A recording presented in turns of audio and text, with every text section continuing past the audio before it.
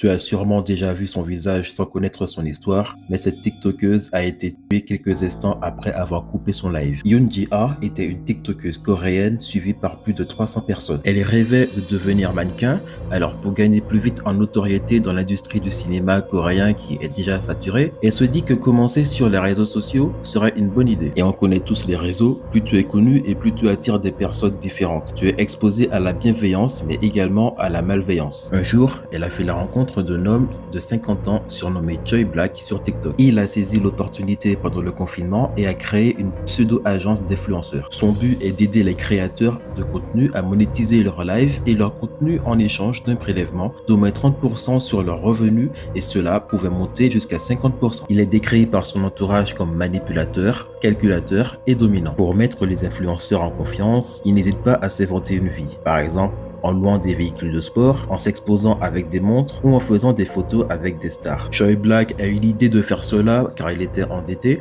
et même s'il commençait à gagner de l'argent avec son rôle d'agent, il continuait à contracter des crédits à la consommation avec des montants tellement élevés qu'il était obligé de mettre sa maison sur gage. Cela veut dire que si il a du mal à rembourser ses crédits, sa maison est saisie. Il a forcé Yoonji à installer une application de géolocalisation sur son téléphone. Elle ne pouvait pas lui échapper et ce, même si elle avait rompu son contrat avec lui. Un soir, il a débarqué dans un hôtel où se trouvait Yoonji. Il a été filmé se mettant à genoux et demandant pardon de rester avec lui. Car s'il n'a plus de revenus, la banque va saisir sa maison. Et c'est le lendemain que tout va basculer. Elle essayait tant bien que mal de discuter avec sa communauté et de faire bonne figure. Et juste après son live, elle est filmée par une caméra piétonne en train de se faire frapper et étalée par Choi. Quelques jours après les faits, son corps a été retrouvé recroquevillé dans une valise, dans une montagne, par un agriculteur. Ce drame rappelle une chose essentielle. Derrière chaque créateur, il y a une vraie personne, avec des peurs et de la fragilité.